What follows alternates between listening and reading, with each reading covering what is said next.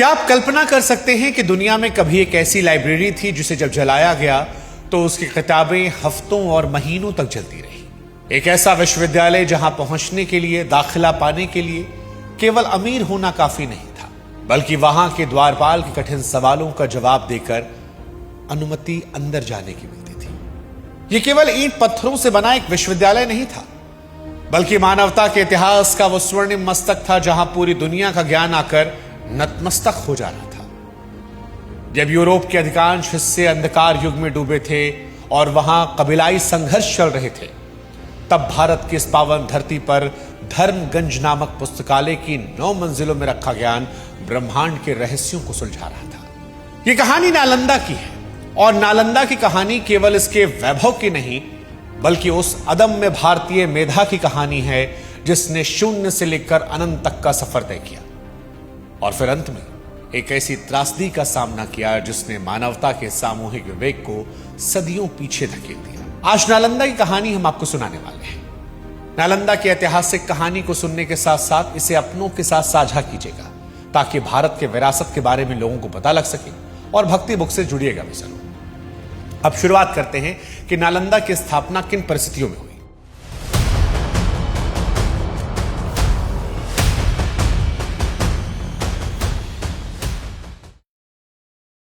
तो देखिए, नालंदा की शुरुआती कहानी किसी चमत्कार से कम नहीं लगती। यह इलाका बहुत पुराने समय से ही पवित्र माना जाता था, क्योंकि यहां भगवान बुद्ध और भगवान महावीर के कदम पड़े थे। लेकिन एक यूनिवर्सिटी के तौर पर इसकी असली पहचान गुप्त साम्राज्य के दौरान बनी थी। आज से करीब 1600 साल पहले राजा कुमार गुप्त प्रथम ने इसकी पहली नींव रखी थी। यह वो दौर था जब भारत हर क्षेत्र में तरक्की की ऊंचाइयों पर था, और यह राजाओं के सपने जैसा था। एक सपना जहां पर ऐसी दुनिया बसाई जाए जहां दुनिया भर का सारा ज्ञान एक छत के नीचे मिल सके। कुमार गुप्त के बाद जितने भी राजा आए, उन्होंने इसे और भी बड़ा और भी भव्य बनाया। ये यूनिवर्सिटी केवल सरकारी पैसे से नहीं चलती थी, बल्कि आम जनता और किसानों का भी इसमें बहुत बड़ा दिल था। उस समय के करीब 100 से ज्यादा गांवों की कमाई यानी लगान इस यूनिवर्सिटी के खाने पीने और रखरखाव के लिए खुशी खुशी दान किए जाते थे। धीरे धीरे ये एक छोटा सा इलाका नहीं, बल्कि ज्ञान की एक ऐसी इंटरनेशनल राजधानी बना जहां की चर्चा दुनिया के कोने कोने में होने लगी। नालंदा में प्रवेश पाना बहुत कठिन था। जानते क्यों? दरअसल नालंदा में एडमिशन लेना आज के किसी भी बड़े कॉलेज से कहीं ज्यादा टफ था। यहां केवल पैसा या सिफारिश के दम पर घुसना नामुमकिन था। यूनिवर्सिटी के मुख्य दरवाजों पर जो रक्षक बैठते थे, उन्हें द्वार पंडित कहते थे। वो केवल सिपाही नहीं थे, बल्कि अपने आप में बहुत बड़े विद्वान थे। चीनी यात्री हेनसोंग ने खुद अपनी डायरी में लिखा कि उसे भी प्रवेश के समय इन द्वारपालों के कठिन सवालों का सामना करना पड़ा। अगर कोई छात्र नालंदा में पढ़ने का सपना लेकर आता, तो सबसे पहले गेट पर खड़ा करके इन पंडितों द्वारा बहुत ही कठिन सवालों का जवाब देना पड़ता। वे छात्र की दिमागी ताकत, उसके बोलने का तरीका और उसके ज्ञान की गहराई को अच्छी तरह से परखते थे। इतिहास बताता है कि 10 में से 2-3 छात्र ही इन सवालों के जवाब दे पाते थे और वही अंदर जाने की परमिशन पाते थे। यह व्यवस्था इसलिए बनाई गई थी ताकि पूरी दुनिया को यह मैसेज मिले कि नालंदा में वही पढ़ेगा जो वाकई में ज्ञान का असली हकदार है। यह दुनिया का पहला ऐसा संस्थान था जहां सिर्फ और सिर्फ आपकी काबिलियत की कद्र की जाती थी। नालंदा की वास्तुकला भी बड़ी खास थी। उस जमाने में इंजीनियरिंग का सबसे बेहतरीन उदाहरण नालंदा की इमारतें थी। यह पूरी यूनिवर्सिटी लाल ईंटों से बनी थी और इसकी खूबसूरती देखकर बाहर से आने वाले यात्री दंग रह जाते थे। इसमें रहने के लिए 11 बड़े बड़े हॉस्टल और कई बड़े सुंदर मंदिर बने थे। हर छात्र के रहने के लिए एक अलग कमरा होता था, जिस पर रोशनी और ताजी हवा आने का अच्छा इंतजाम किया गया था। कमरों के अंदर पत्थर की बेड जैसी चौकियां थीं और दीवारों में अलमारियां बनी थीं, जहां छात्र अपनी किताबें रखते थे। हेनसोंग लिखता है कि यहां की ऊंची इमारतें इतनी ऊंची थी कि वो बादलों को छूती हुई लगती थी। परिसर के अंदर घूमने के लिए बहुत बड़े बड़े बगीचे, 7 बड़े तालाब थे जहां नीले कमल के फूल खिला करते थे। यहां की नालियों का सिस्टम इतना जबरदस्त था कि आज के आधुनिक शहरों के इंजीनियर भी देखकर हैरान हो जाते हैं। नालंदा का पूरा इलाका एक शहर जैसा था जो अपने आप में पूरी तरह से व्यवस्थित था। क्या आप जानते हैं कि नालंदा के पुस्तकालय धर्मगंज में क्या क्या सुरक्षित था? देखिए, नालंदा की असली ताकत उसका पुस्तकालय था, जिसे धर्मगंज कहते थे। धर्मगंज का अर्थ है धर्म का पहाड़। यह कोई आम लाइब्रेरी नहीं थी, बल्कि 3 बड़ी इमारतों में फैली हुई थी, जिसका नाम रत्नासागर, रत्नोदधि और रत्न रंजक था। रत्नोदधि नाम की इमारत तो 9 मंजिल ऊंची थी और इसमें लाखों की संख्या में हाथों से लिखी गई अनमोल किताबें मौजूद थी। यहां केवल धर्म की बातें नहीं होती थी, बल्कि मेडिकल साइंस, अंतरिक्ष का विज्ञान, गणित, दर्शन शास्त्र और तर्क शास्त्र का ऐसा भंडार था जो उस समय दुनिया में कहीं और नहीं मिल रहा था। बहुत से लोग सोचते हैं क्या वाकई किताबें इतनी ज्यादा थी? देखिए, हकीकत तो यह है कि पांडुलिपियां ताड़ के पत्तों और चर्म पत्रों पर लिखी गई थी और उन्हें सुरक्षित रखने के लिए खास तेल और लेप का इस्तेमाल होता था। ये वो जगह थी जहां महान आर्यभट्ट जैसे वैज्ञानिकों ने ब्रह्मांड के रहस्यों पर रिसर्च की। हालांकि आर्यभट्ट गुप्त काल के शुरुआती दौर के थे, लेकिन उनका गहरा जुड़ाव इसी क्षेत्र और इस संस्थान के बौद्धिक मार्गदर्शक के रूप में रहा। ये लाइब्रेरी पूरी दुनिया के लिए ज्ञान का एक ऐसा बैंक थी जिसकी कमी आज का इंटरनेट भी पूरी नहीं कर सकता। अब इस वीडियो को सुनते वक्त आपके मन में सवाल आएगा कि नालंदा में रहने वाले शिक्षकों छात्रों का जीवन कैसा था।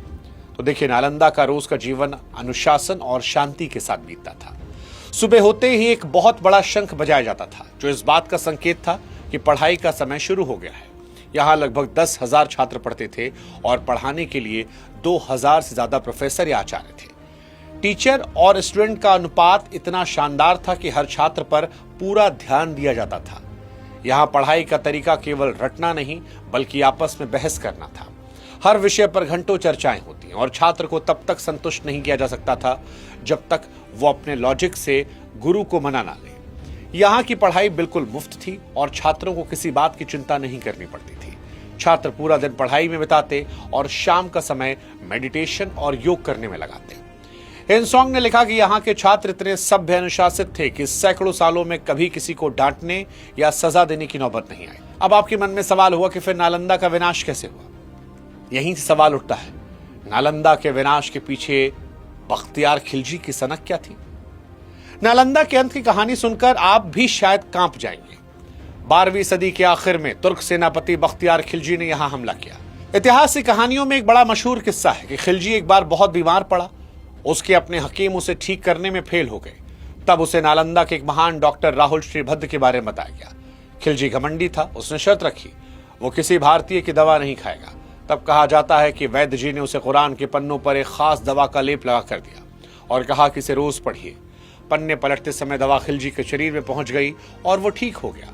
हालांकि बहुत से आधुनिक इतिहासकार इस कहानी को केवल लोक कथा मानते हैं, लेकिन वे इस कड़वे सच पर सहमत हैं कि खिलजी की जलन और नफरत ने इस महान जगह को खत्म कर दिया।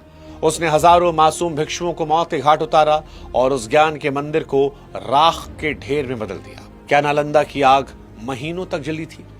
नालंदा की लाइब्रेरी में जब आग लगाई गई तो वो दृश्य इंसानियत के इतिहास का सबसे दुखद दृश्य था।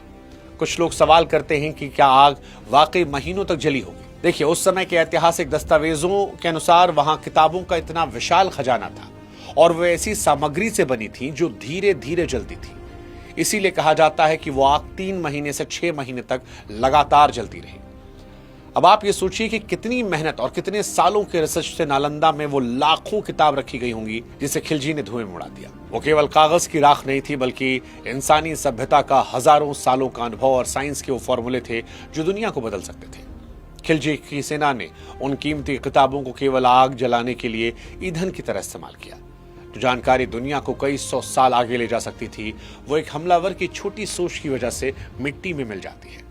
उस आग की जलन आज भी इतिहास से महसूस की जाती है, जो हमें सबक देती है कि अज्ञानता कितनी खतरनाक और कितनी विनाशकारी हो सकती है। खैर, आज के दौर में नालंदा के अवशेष से हम क्या सीख सकते हैं?